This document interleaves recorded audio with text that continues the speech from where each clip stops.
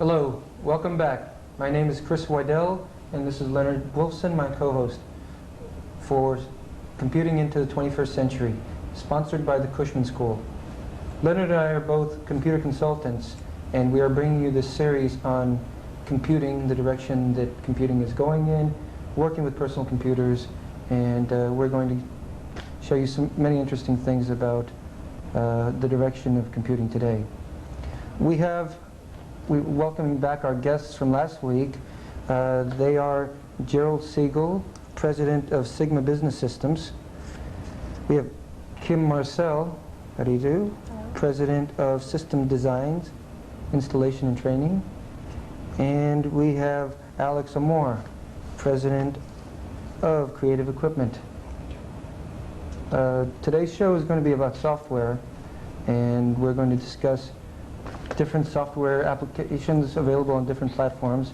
So we'll start a little bit first by introducing you. Jerry, why don't you tell us a little bit about who you are and what you're doing? Thank you, Chris. I'm Gerald Siegel, President of Sigma Business Systems, computer consultant and systems integrator. Today, I would like to talk a little bit about the software on the IBM platform. And first of all, oftentimes I ask people what they know about computers, and if I have a larger group, I'll ask how many people in the room have used a word processor. Usually a third or a half might raise their hands and say, I have. Well, actually, this is a word processor. And maybe before pencils and pens came in, people used hammers and chisels. Anything to communicate or transfer information could be called a word processor. In the past 10 or so years, things have changed a great deal. Word processing is one of the premier uses of computers, but particularly the IBM type computers. There are 4 or 5 different types of applications that are most common on computers in general and the IBM more specifically. They would be word processing, spreadsheets, which I'll talk a little about shortly, databases, or databases, depending on where you're from, and more today, graphics and desktop publishing, and I'll show you some samples of that as well. When computers first became fashionable or popular or important in the business world today, people wondered what they were going to do with the computer. Here's a computer, it does all sorts of great things, but in order to make it do anything, you really had to be an expert, a programmer, because there weren't that many software products available at that time. Today, the answer is not so much the hardware, it's the software. That's the engine. That's what you get your production from, is the software.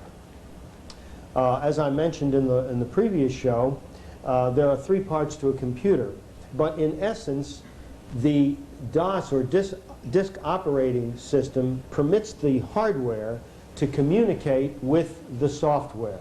Right now, we're looking at Windows, and we're going to talk later about icons. In essence, I'm going to use the mouse to click twice on this small icon that was in the lower left corner. It then shows the various programs that are available to me. We have Microsoft Word, we have Microsoft Excel, which happens to be a spreadsheet. Let's hit that one for a moment and get an idea what a spreadsheet is and how it works. While it's coming up on the screen, I'm going to show you a picture of what a spreadsheet does, if we can get a little quick view of that.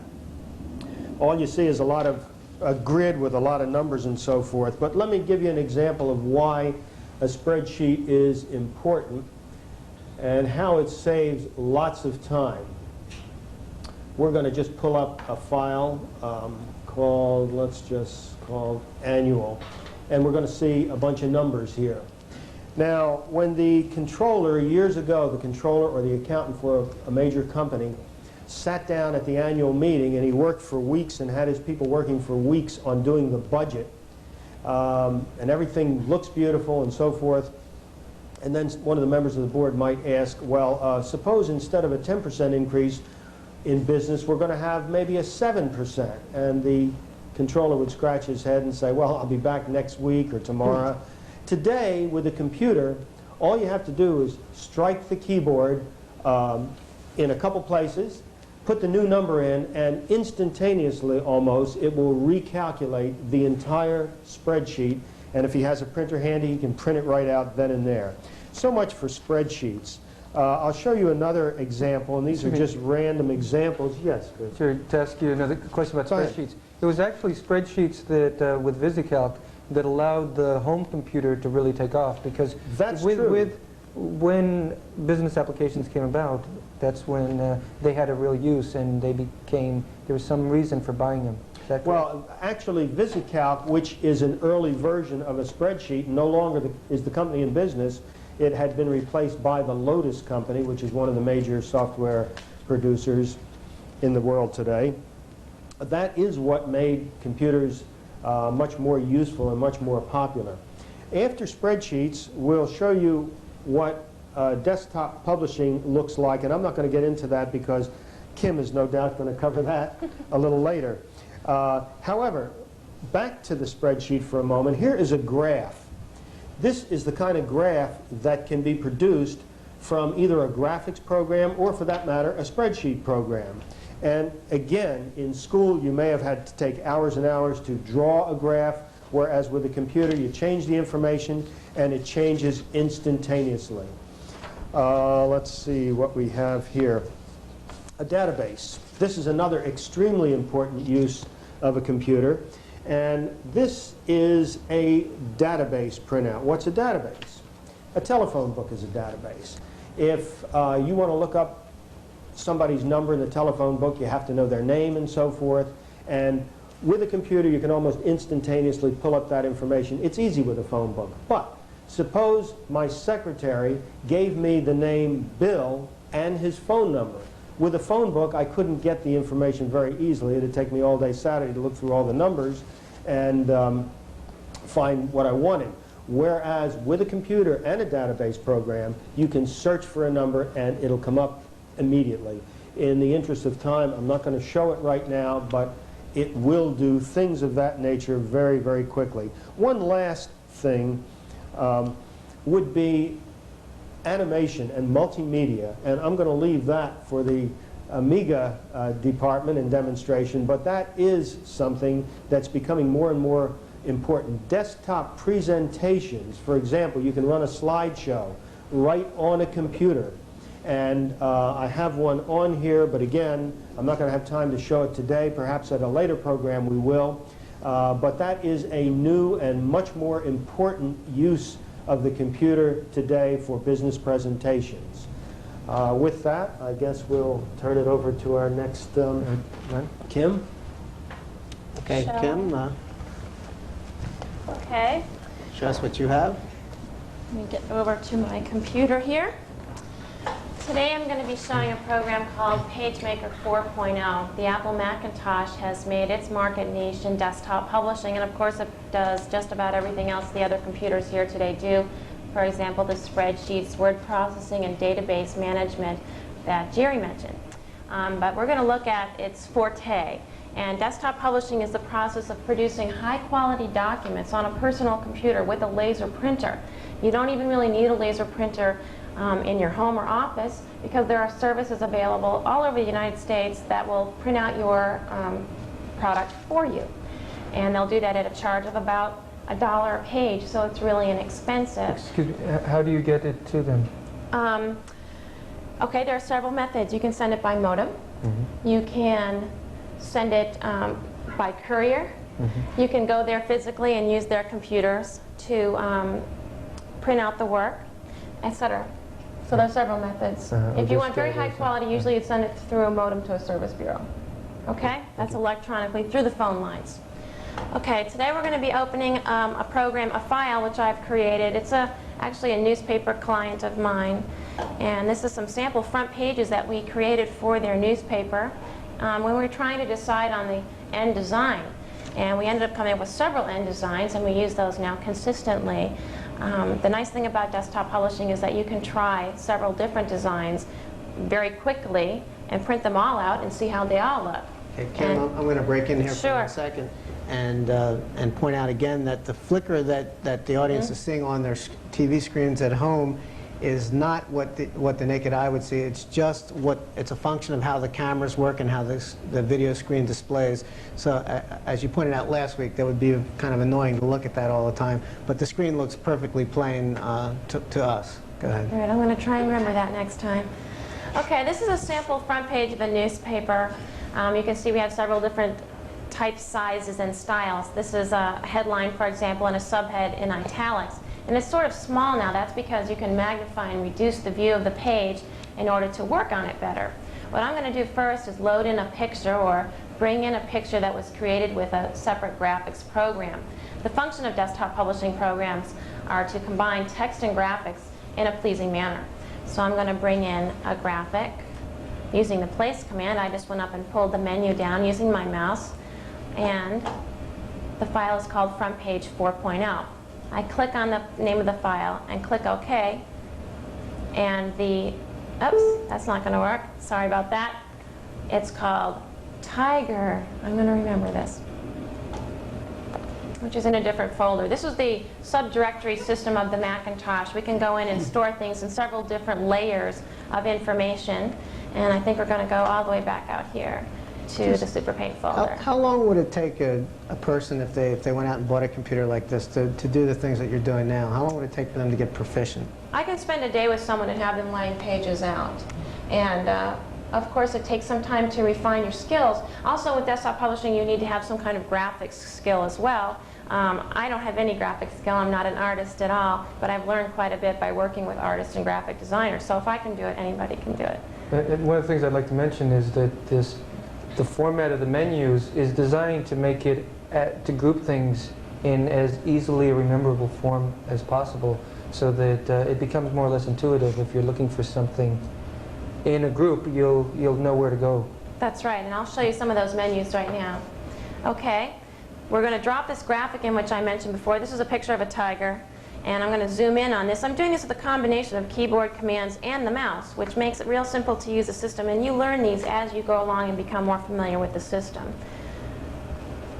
So this is my tiger. He's kind of short and fat, and I can change type very simply by choosing a new tool from the toolbox up in the upper right-hand corner, which can be moved around the screen for convenience, and then change the type. That's called selecting the type by highlighting it, by dragging over the text with the mouse, and then type in the new text. I can also change the type sizes and styles of text by going to my type menu, for example, which covers everything to do with type. I have several different fonts or typefaces available. This is the list that's currently available on this machine, and this down arrow on the bottom shows that there's actually a few more. You might have missed that. It was sort of quick. But I can change this typeface very quickly here by just selecting a new one, and also change the size and several other features about the type. Okay. Type can also be moved around the screen to the places, to new places. If you don't like the position of the type, it can be changed. What more? Let's zoom back out. And you can see how that looks. So I have several different views available to me. As Chris was mentioning, the different functions are grouped by what they do, the different actions. For example, under the page menu, I have a choice of what sizes I can see that page in. Under the type menu, I have information about my type. In Elements, I handle things like lines and fills. Drawing, for example, can be done very easily with this program. We have some simple drawing tools, with this program, and we can fill them with different gradations of black and also several different patterns. And of course, you can get much more sophisticated drawing tools with graphic programs. These graphics can be resized and reshaped just by grabbing the handles. We call these small dots all around the border of the graphic handles. And by grabbing them and dragging out, you can change the shape and size of graphics. The same is true with graphics which are created in other programs. Do you have the ability to bring in other media, like a picture or something like that, and put it in there? Sure we do. There are programs which can store photographic media. You can scan images in using a scanner. That takes a very short period of time. You can also bring things in from video and store them on diskettes and load those into the program as well. In fact, would you like to show some of the end products? Sure. Let's do a sample or two. These are some newsletters which were produced with this system. Okay. This was done by one of my clients, Citicorp Savings, which is now Citibank, I guess. This is 2 or 3 of their newsletters. Are we getting that? Okay, so you can get several different looks. And even magazine quality, although you do have to send this out in order to get it done. You got a little... Okay. So complete magazines, newspapers, forms, etc. That's it. Great. Thank you Okay. very much. That was exciting. Yeah, very interesting. I'd like to point out before Alex goes on that as proficient as I feel that I am in computing, I don't know how to do any of this, but one of these days I'm going to do it. Alex? Thank you. We're going to be working on the Amiga 3000 platform. One of the nice things the Amiga has, by the way, since we are talking about software, is that with the proper attachments, we can actually put in an IBM bridge card and actually run some of the software from this platform. And with another attachment called AMAX, we can actually run software from this platform. So we have quite a large selection of software. And in addition to that, there's about 2,500 to 3,000 packages that have been written expressly for this machine. Now, what that does, it gives us a wide capability of running, number one, software from many other platforms. And on top of that, the software that's written for this machine makes use of the capability of the machine. For example, we have programs like Deluxe Paint 3, okay, which has become one of the most popular painting programs anywhere on the market. Roughly, with every machine sold, there's a program like this that goes along. In addition, we have major manufacturers like the Disney Corporation that are making animation packages. These animation packages make the machine a very friendly and useful tool. And I'm going to show you a little bit about how we actually create animation and what we do with the animations. Now, the balls that are on the screen rotating have been there for quite a while, and they're getting a little obnoxious, so we're going to go to something else. What we do with the Amiga, like the other platforms that are here, is we simply point at whatever we want and double-click on the icon. What happens is that loads the software program into the computer. Now, this particular animation has balls, and you can actually see the reflection on the lamppost. I don't know if the cameras are good enough to capture that or not. And I'm actually going to show you how we do animations like this, and they're very easy to do. I'm going to load in the program called Deluxe Paint, which happens to be in one of my drawers over here called Graphics. There's Deluxe Paint. And we're actually going to show you how to use the program. I selected the mode that we're in. And now what Deluxe Paint does for us, it gives us tools which are located on the right-hand side of the screen. These tools can be picked up with the mouse as such, and I can make circles, select my colors, and make different color circles. Once I have that, I can take anything that's on the screen and turn that into a brush. So I can actually sit here and paint with that brush. This is probably the ideal painting environment. I have other tools, and let me just show you some of my other tools, that will actually allow me to make boxes, whether fill or empty. And let's go ahead and select a different color.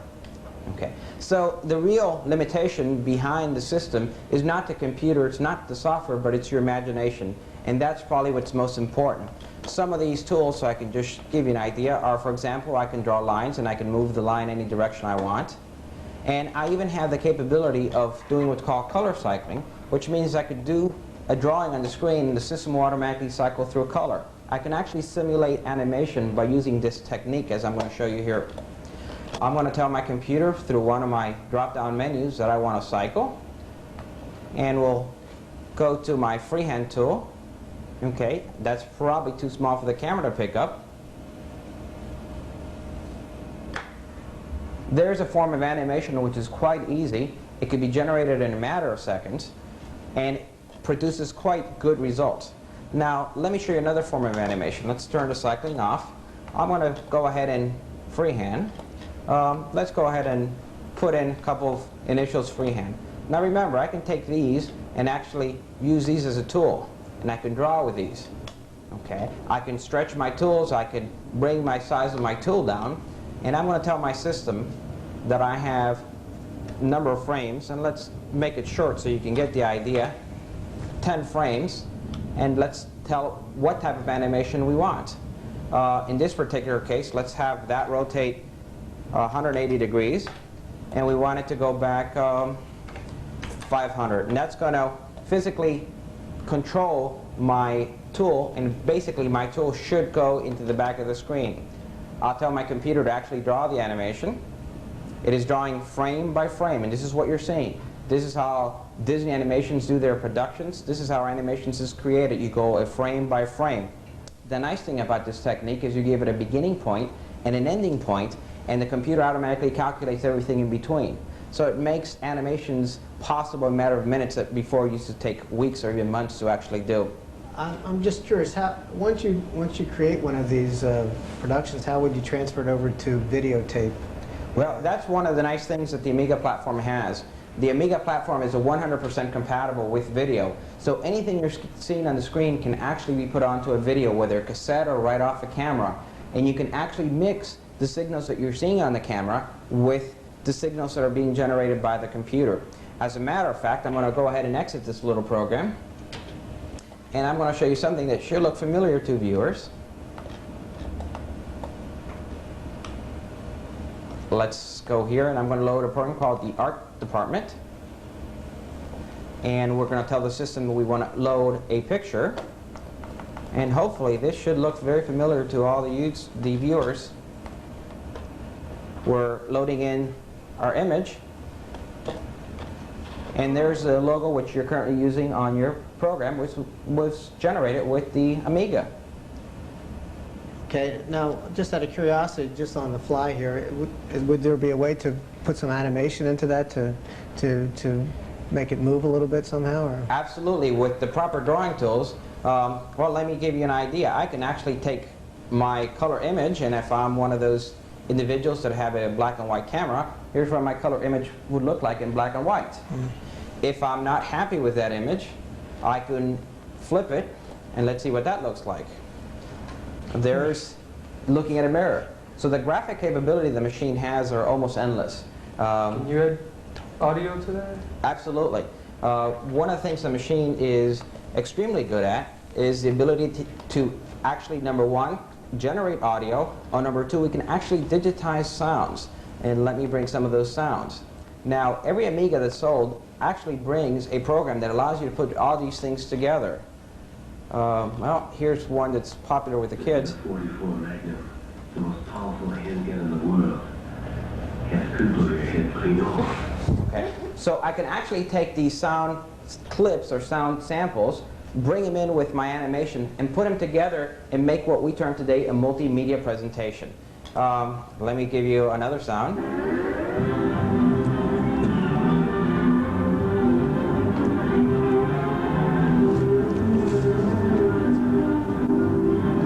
You have on there bird sounds, and are those pictures of birds, or are they sounds of birds? These are sounds. What is being done now is with the addition of a touch screen and an Amiga, you can actually generate a system where a user does not have to use the keyboard. The user would come in, press the screen, and the corresponding program would run. We're doing quite a bit of work for companies now to actually create these types of walk-in kiosks. Let me show you some other demonstrations that were done. As I mentioned to you, a lot is being done currently with the unit. Here's an animation, and some of these animations are being used professionally. And what I'll do is we'll finish up with this animation, we'll put the animation on, and I'll let it run behind, and then I'm aware that we're running short on time, so we'll turn it back to the host. The animation should be loaded in shortly. This animation does make use of both sounds and graphics.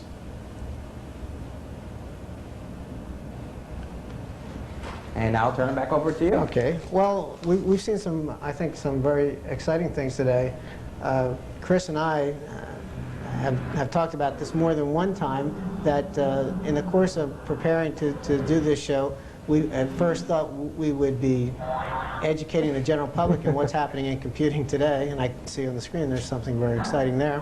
What we found, though, is we ended up educating ourselves, and there's just so much happening, and what we're trying to do on this show is try to bring some of these things to you. We're not trying to say that we think that you should buy this computer over that computer. My theory has always been, in terms of computing, you research the software, you find the software that meets your needs, and then you go find the hardware that you feel best runs that. Jerry? I had one thought that might be of interest to all the viewers. I'm sure it's true of the other two platforms, but as far as the DOS platform, there are user groups throughout the country. Miami has the Miami PC user group, which meets once a month, the second Wednesday of every month at St. Thomas University, and it's a place where people that are new users or experienced users or anybody else can ask questions, hear major companies give presentations and so forth. So anybody that wants to learn more, it's the second Wednesday of each month and at St. Thomas University off the Palmetto. Thank you. Kim, any brief thoughts on what we saw today? I think that as the market expands for computers, the prices are going to continue to come down, and they're going to become more available for users in small businesses to medium-sized businesses. And so I hope you all get to try it. Well, with that, I feel we're just about out of time here. I'd really like to once again thank our guests for coming on and giving us their time to demonstrate the software. I'd like to thank Caber Systems for providing us with some of the equipment that we use today.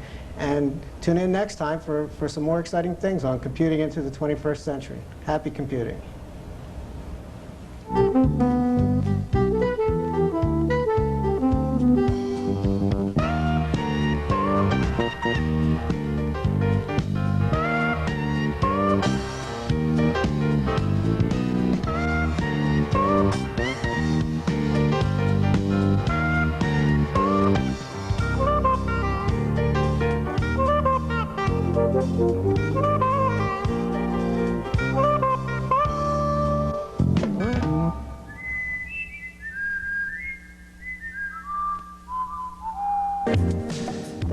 From Carbondale, Illinois, and this is Mr. Leroy.